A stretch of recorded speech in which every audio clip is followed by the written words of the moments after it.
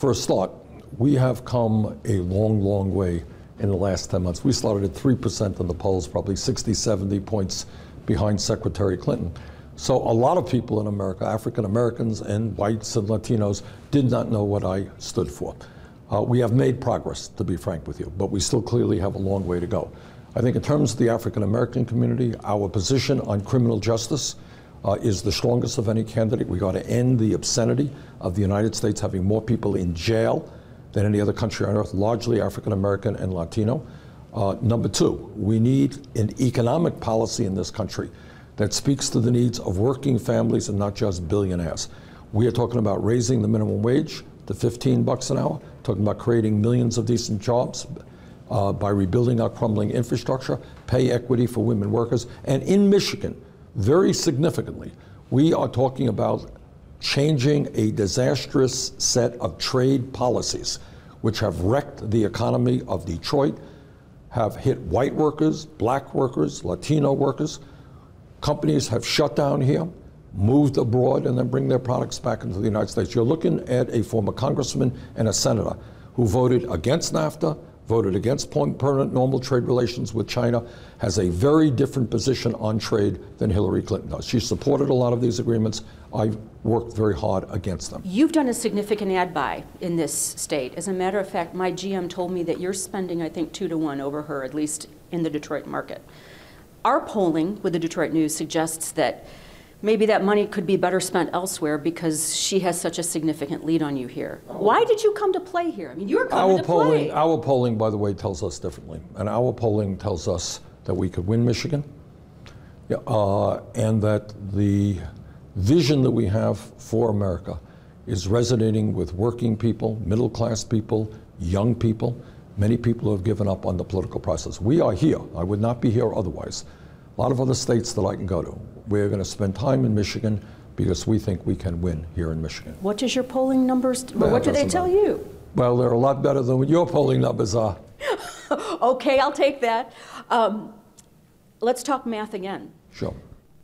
The math is not in your favor as far as the delegate count goes. I mean, I would go so far to say that something spectacular needs to happen here to make a change. Well, let me answer in this respect. Something already spectacular has happened. We have moved incredibly rapidly in the last 10 months.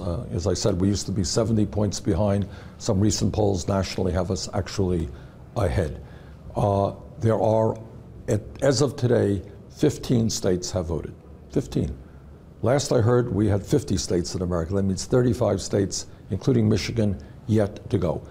We think many of the states that are coming up, Michigan being one of them, Kansas being another one, Nebraska being another one, states down the pike are going to work very well for us. So we think we have a path toward victory. I'm not going to tell you it's not going to be a difficult path. We're going to work pretty hard to achieve it, but I think we can do it. I was at your Flint Town Hall, and I spoke to a lot of your supporters there, and they are true believers. And I asked them, I said, if Senator Sanders is not the nominee, would you be willing to support Secretary Clinton?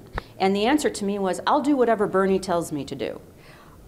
If you are not the nominee, are you going to give her your wholehearted support, or would it be one of those, well, I guess first she's of all, okay? let me say this.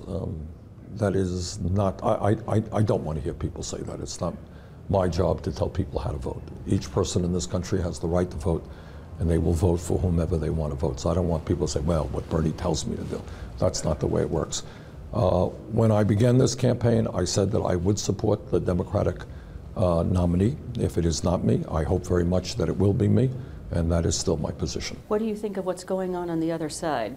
Can you imagine a reality where Donald Trump is the Republican nominee? Because it's starting to look that way. It may be. I think, you know, one of the things that makes me optimistic about this campaign is if you've noticed that the last poll, CNN poll, for example, had me 12 points ahead of Donald Trump.